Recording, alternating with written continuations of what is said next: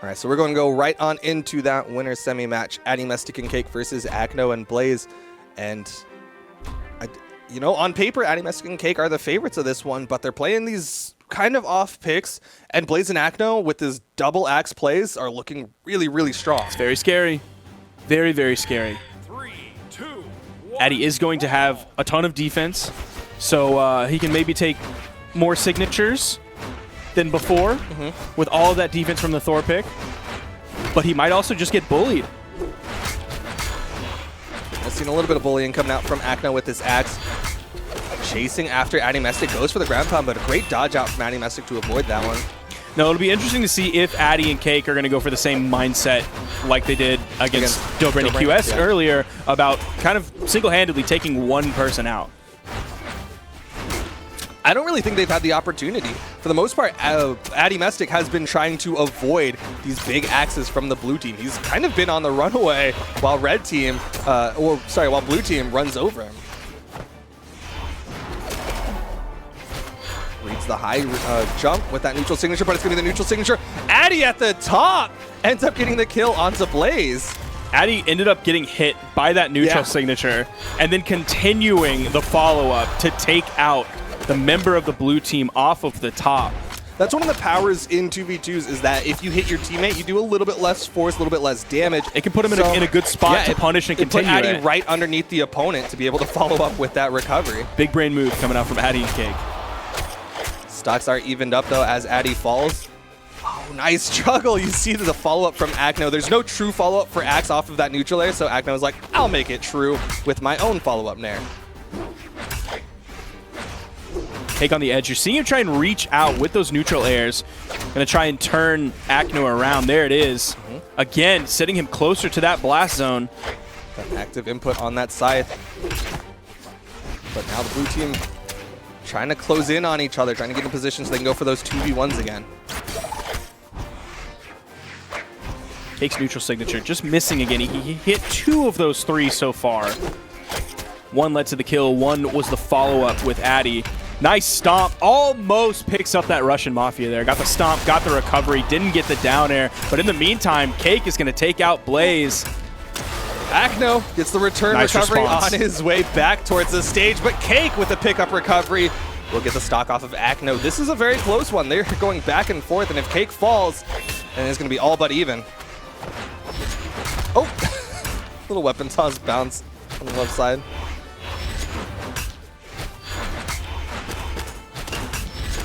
Side air will finish off that stock from Cake, and the follow-up getting that neutral signature onto Addymestic. Addymestic bleeding out. Almost picked up the recovery there. Now Cake has Acno on the edge. Cake seems to be spending a lot of time in the edge, and I think it's at a little bit of a detriment. Because you'll see Acno or Blaze kind of sit over there and be like, okay, you're going to sit over there, I'm just going to walk away. We're going to go 1v2 We're just going to go hit Addymestic. And that could be why Addy just got knocked out. Now Cake left to the 1v2. Blue team fairly damaged. You can see Acno in the red. Cake could try to finish the stock off, but if he goes for any big commitments, he won't be able to charge up his signatures because Blaze is going to punish him for it. On that corner, Pogo. Now Cake doesn't have a weapon. That is a terrible spot to keep be him in. on that corner. Nice Pogo. Very simple cleanup for Blaze coming in with those precision spear hits. Acno putting out 614 damage. It was 500 plus for his teammate. The red team putting out lower damage numbers. Just a little bit under. And yeah, they're going to ban out Great Hall. Likely will ban out Small Enigma. No, they're going to leave Small Enigma on the board. Okay. I would have expected them to just shy away from tri-platform maps with how Great Hall played out, but I guess they're comfortable enough with those tri-platform maps. I know they had some great conversions at the top of the map, but so did the blue team, where I'm looking back at the axe string where it was like side light and air, and then the other one was able to pick up a neutral signature. Like those tri-platform maps tend to just favor axe players. I think they would probably, like, I personally would prefer Small Enigma over Miami Dome. Okay. Like, I would like to ban Enigma as well, but if it's between Enigma and Miami Dome, I would Lesser rather of go two to it. evils Yeah, for you? exactly. Okay. Lesser of two evils. And then so they left Twilight Grove, which is sort of like a tri-platform map, but it also has a lot of space in the middle. It's not quite as condensed. And it's got a lot of stuff that works really well for both Orb and Yes. Scythe. So specifically that right side platform can be really beneficial. And of course, Mammoth Fortress, not a tri-platform map. The platform does go in 3 different spots, but Platform. only one at a time.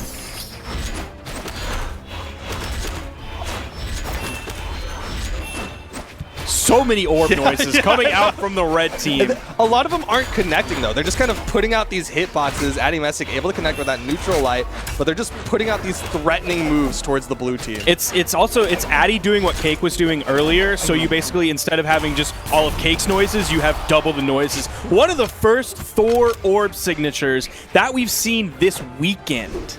The first side signatures. We do see the neutral signature a lot. Oh, yeah, I'm sorry. Yeah, we have seen the neutral signature. But we haven't seen the down signature, I don't think. And that was what maybe the first orb side signature that we saw.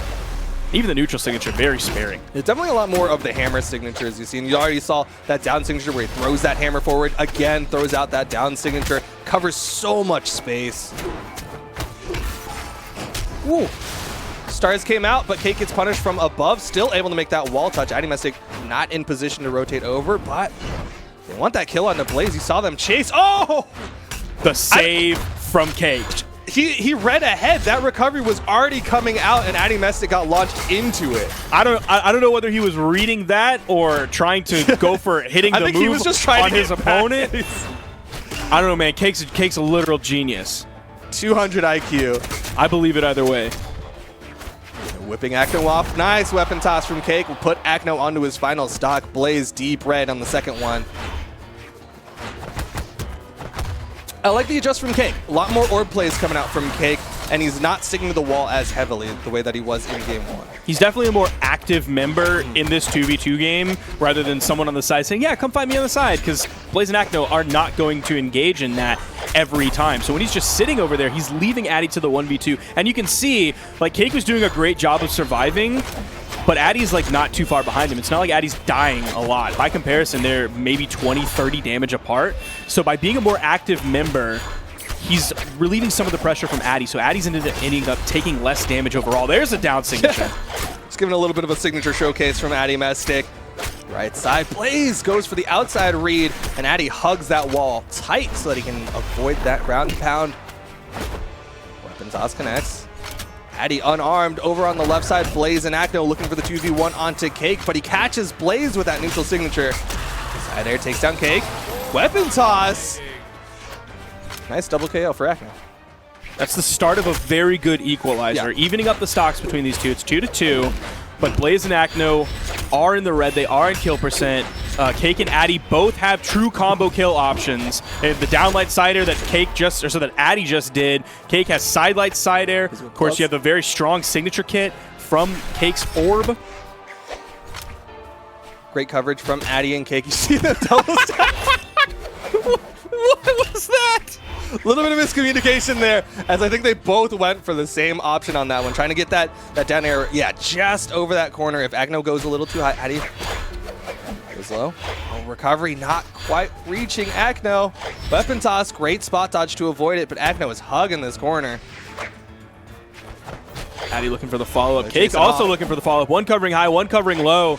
Acno's going to thread the needle and go right in between those. Yo, but double exclamation point. Acno running out. There you go. That's exactly what you need to do. That's exactly what you need to do. Because it was looking a little bit hairy there for Addy and Cake. And it was very hairy for Blaze, putting out only 295 damage. That is a very low amount, definitely considering he picked up 0 kills.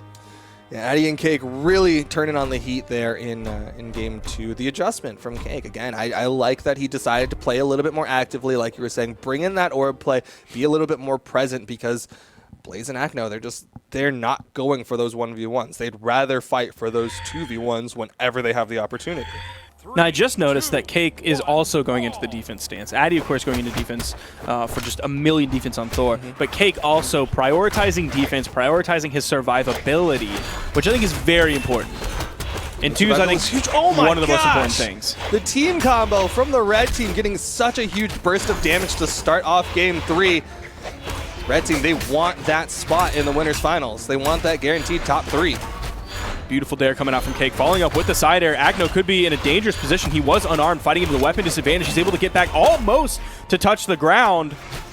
He's able to pick up the weapon in the process. Almost gets to safety, but again, he's back on the wall. The red team doing a great job of pressuring him over onto that safe space. How did Cake get underneath that axe side signature? That one looked like it singed his hat, but was able to dip low enough and got a punish from below. But everybody is still living. So many people so damaged. Acno trying to do the reprieve, and he does, but Addy underneath with the recovery takes the first stock. You're seeing Acno kind of going back and forth, looking. Now I'm looking at Addy, now I'm looking at Cake, trying to focus on both team members because he didn't want to see one dash in, hit him in the back, and get the kill. He does end up falling.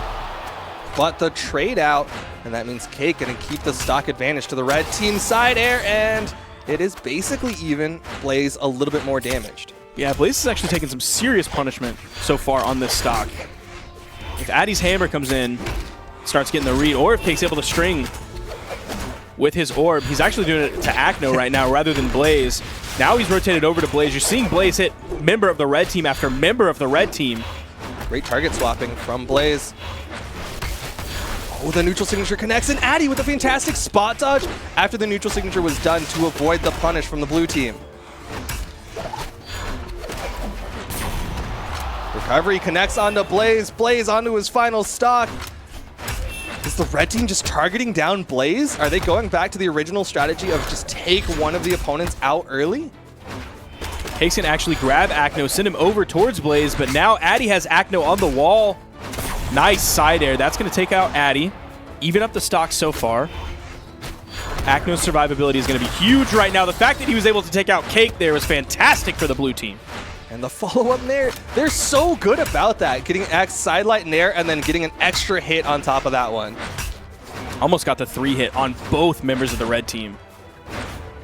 Acno doing a great job of trying to go back to the middle of the stage. He's going to extend a little bit with his string, then go back to the middle of the stage. Get as far away from those blast zones as he possibly can. His survivability is so good right now.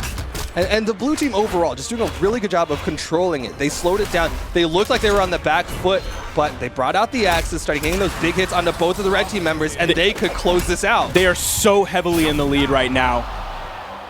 You didn't even have Acno spawn back in from falling before they took out the red team. Split right down the middle with the kills.